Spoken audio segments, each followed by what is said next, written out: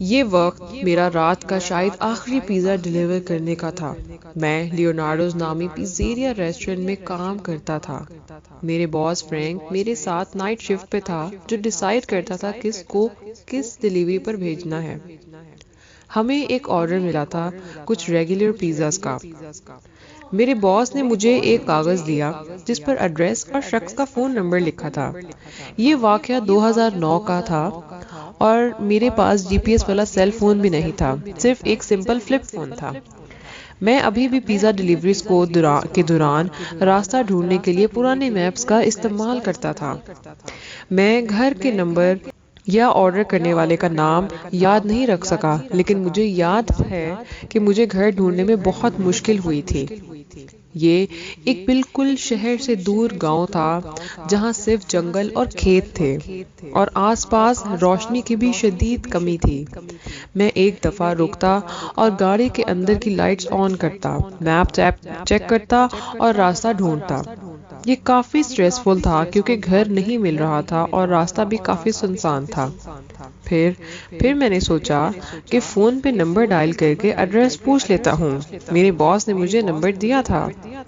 میں نے فون کیا اور کافی کالز کی، لیکن کوئی جواب نہیں آیا۔ شاید کوئی آنسرنگ مشین بھی نہیں تھی۔ کافی دیر فون کے بعد جب فائنلی کسی نے فون اٹھایا تو میں نے ہیلو بولا۔ جب کوئی جواب نہیں ملا تو میں نے دوبارہ ہیلو بولا اور پھر دوسری طرف سے آواز آئی۔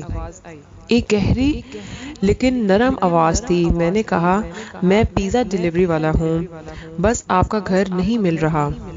اس نے سمجھا دیا کہ اس کا گھر آسانی سے مس ہو جاتا ہے۔ اس نے مجھے اپنے گھر تک پہنچنے کے لیے اس کے آس پاس کی جگہوں کی نشاندہی کی اور آخر میں مجھے وہ گھر مل ہی گیا جہاں پیزا ڈیلیور کرنا تھا۔ یہ ایک چھوٹا سا سنگل سٹوری گھر تھا۔ گھر کے اندر سے ایک ہلکی روشنی آ رہی تھی جو ایک کھڑکی سے دکھائی دے رہی تھی۔ میں نے اپنی کار پارک کی اور 2 پیزاز کو پیسنجر سیٹ سے اٹھایا اور گھر کی طرف چل دیا۔ میں نے ڈور بیل ڈھونڈی مگر نہیں ملی، اس لیے میں نے دروازہ ناک کیا۔ گھر کے اندر سے ہلکی ہلکی میوزک کی آواز آ رہی تھی۔ کچھ دیر بعد قدموں کی آہٹ بھی سنائی دی۔ کچھ 10 سیکنڈ بعد دروازہ دھیرے سے کھلا اور دروازے کے پیچھے ایک آدمی کی آواز آئی۔ اندھیرے میں اس کی صرف آنکھیں نظر آ رہی تھیں۔ میں نے گھبرا کے پوچھا، کیا پیزا آپ نے آرڈر کیا تھا؟ آدمی نے کہا، ہاں، پیزا۔ گھر میں کچھ عجیب سی خاموشی تھی۔ میں نے پوچھا، پیسے ہیں آپ کے پاس؟ آدمی نے کہا، جی، میں ابھی لاتا ہوں۔ وہ گھر کے اندر دوسرے کمرے سے پیسے لینے چلا گیا۔ گھر کے اندر سے 1930 کے میوزک کی آواز آ رہی تھی جو ماحول کو اور مزید ڈراؤنا اور عجیب بنا رہی تھی۔ گھر کا صوفہ ایک فرنیچر بہت پرانا دکھ رہے تھے۔ میوزک کی آواز ایک پرانے ریکارڈ پلیئر سے آ رہی تھی۔ لیکن سب سے عجیب بات یہ تھی کہ گھر میں سے کوئی عجیب سی بو آ رہی تھی، جیسے موت کی بو ہوتی ہے۔ میں ڈر کر باہر ہی کھڑا رہا اور اس آدمی کا انتظار کرنے لگا کہ وہ پیسے لائے اور میں اس عجیب سی جگہ سے جلدی سے نکل سکوں۔ کچھ دیر بعد مجھے لگنے لگا کہ کافی وقت ہو رہا ہے، تو میں نے دروازہ ناک کیا اور اندر جھانک کر کہا، صاحب، اور آدمی کی آواز دوسرے کمرے سے آئی، ہاں، کیا آپ کچن میں آ سکتے ہیں؟ میرے کولیگز اور باس ہمیشہ سمجھتے تھے کہ اگر ضرورت نہ ہو تو کسی کے گھر میں مت جانا۔ یہ صلاح یہاں کافی معنی رکھتی تھی۔ لیکن اس جگہ سے جلدی نکلنے کے لیے میں 2 پیزا باکسز لے کر کچن کی طرف چل دیا۔ گھر کا نقشہ بہت ہی سمپل تھا۔ میں نے رائٹ کی طرف دیکھا تو کچن کی انٹرنس تھی اور لیفٹ کی طرف ایک لمبی ہال وے تھی جس میں کئی کمرے تھے۔ ہال کے اینڈ میں ایک شخص تھا جس کی پیٹھ میری طرف تھی اور وہ بہت عجیب طرح سے ناچ رہا تھا۔ اس کا انداز اتنا عجیب تھا کہ میں ڈر گیا۔ میں کچن کی طرف چل دیا اور پھر مجھے وہی شخص نظر آیا جو کہ باہر ملا تھا۔ میں نے اس سے دوبارہ پوچھا کہ پیسے ہیں، مگر آدمی نے کوئی جواب نہیں دیا اور زور زور سے ہنسنے لگا۔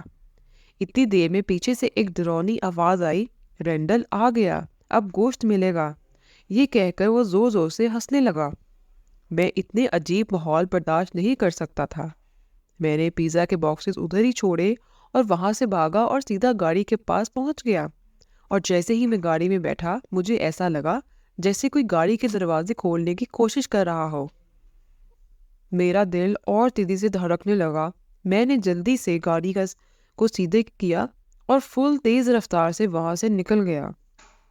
پیزیریا واپس آ کے میں نے فرینک کو سب بتایا اور فرینک نے اسی نمبر پر کال کی، لیکن فرینک نے پریشان ہو کر بتایا کہ وہ نمبر تو کسی کے استعمال میں ہی نہیں تھا۔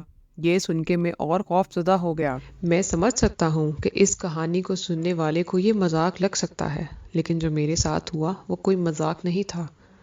گھر میں جو کچھ بھی ہو رہا تھا وہ نارمل بالکل نہیں تھا، اور مجھے اندازہ ہو گیا تھا کہ ان کا پیزا خریدنے کا کوئی ارادہ نہیں تھا۔ اس دن کے بعد ڈلیوری کرتے وقت میں نے کبھی بھی کسی کے گھر یا اپارٹمنٹ داخل ہونے کی جرت نہیں کی۔